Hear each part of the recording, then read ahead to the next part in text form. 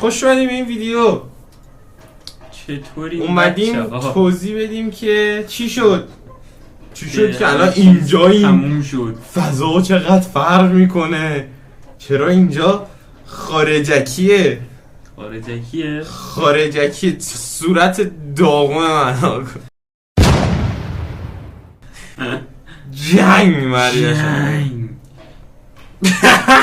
بخواه یه باری رکورد کنی آب صورتت بزنی؟ آب زدم اینه. اخواب بیدار شدم باور کن. 2 ساعت اخواب بیدار شدم. مدرسه منم 2 ساعت خواب بیدار شدم. نمیدونم این چه وضع داغونی آقا.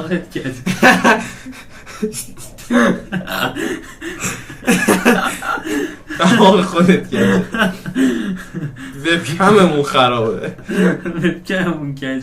امروز ولش کن آقا. سلطان ابرو. احتمالا اونایی که در این ویدیو میبینن بچه‌هایی که توی چنل دیسکوردمون جوینن یا توی روبیکامون جوینن. آقا ما توی استریم بودیم.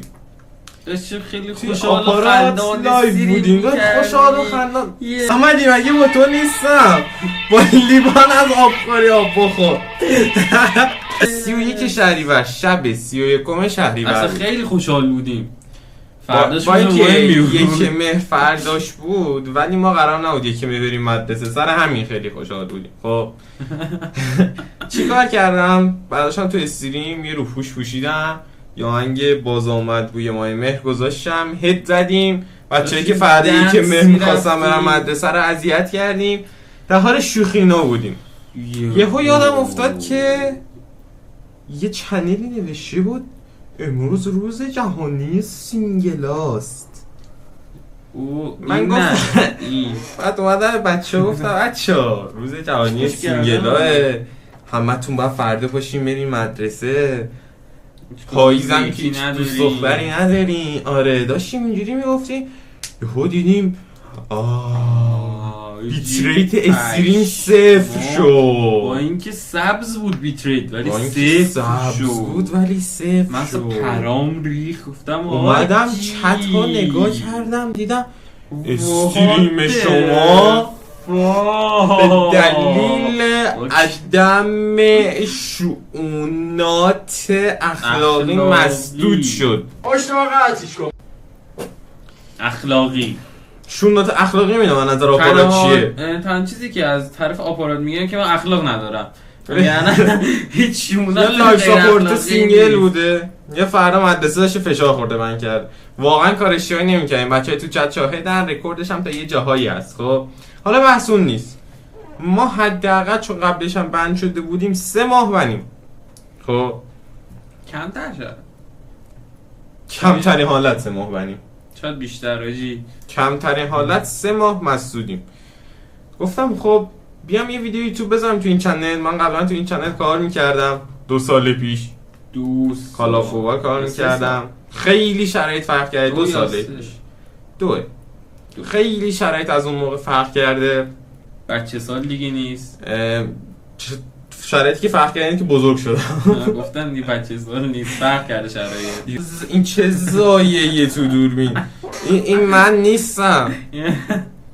انگار این منم. ببین منم.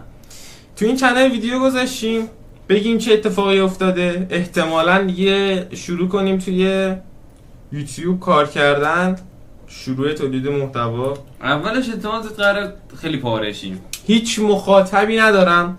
تو این 1 سال استریم که من کردم شاید 4-5 نفر از بچهای برنامه‌ریزی 4-5 نفر بچهای پایه که دیگه باشون رفیقم رسما به عنوان اینکه مثلا میگم ویورای من بودن. نه اون 4-5 نفر تو این چند وقت استریم من رفیقم شدن. خب اونا احتمالاً این ویدیو میبینن با زیده خیلی بالایی نمیگیره. نمیدونم قراره اوکی بشه. داریم شروع میکنیم. تو این چنل ویدیو میخوام بذاریم. یکم کارمون رو حرفه‌ای‌تر میکنیم. یکم تامنیل و اینا اونایی که نسبت ویدیو آپارات ما رو دیدن اونایی که ویدیو آپارات ما رو دیدن میدونن که خیلی شاخ نبود ولی خب بدم نبودم.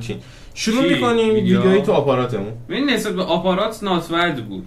ما این ویدیو ضبط کردیم بگیم چی شد، بگیم داستان چیه، توضیح بدیم چنل الان نگاه کنی تا 2 سال قبل من ویدیو گذاشتم، ویدیوهای زایه، خودم خیلی بچه تر بودم، پاره میشین از خنده، ولی خودمم خیلی وقت اون ویدیو رو ندیدم. امیرعلی که اصلا فکر کنم یادش دیگه نمیاد اون ویدیو رو. چند تا قراره پاک کنم. خودمون ویدیو بعدی ریاکت میریم به 2 سال پیش خودم و اونجا حالا به این داستان چی میشه، خدا چی میخواد. عشق من این بچه‌ای که این ویدیو داریم میبینیم، بوس بهتون، بوس به یکیتون، دمتون گرم. فکر نمی‌کردم توی رفیق من تا آخر این ویدیو بشینی ببینی. هر کسی تا آخر ویدیو نمیشینه ببینه، هیچ کسی در واقع 2 نفر، تو 1 نفرم اگه نشستی ویدیو تا آخر، تو رفیق خوب منی. آقا عشق من این، بوس بهتون.